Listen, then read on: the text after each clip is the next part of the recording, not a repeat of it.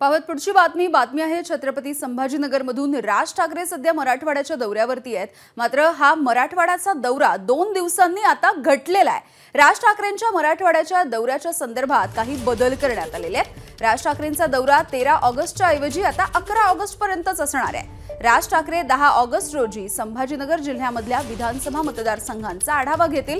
प्रत्येक दिवशी 2 जिल्ह्यांना भेट देऊन ते बैठका सुद्धा घेणार असल्याचं कळतंय। मनसेचे जिल्हाध्यक्ष सुमित खांबेकर यांनी या दौऱ्याच्या संदर्भातली ही अपडेट दिली आहे। राजसाहेब ठाकरे यांचा छत्रपती संभाजीनगरचा दौरा दिनांक 10 तारखेपासून सुरुवात होणार असून 10 तारखेला दुपारी 2 वाजता साहेबांचं छत्रपती संभाजीनगर शहरात आगमन होत आहे।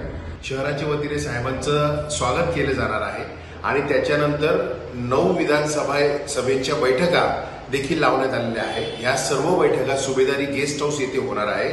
तरी सर्वांना विनंती आहे की मोठ्या संख्येने पदाधिकारी आणि कार्यकर्त्यांनी या बैठकीसाठी उपस्थित राहायचं आहे। एबीपी माझा, उघडा डोळे बघा नीट।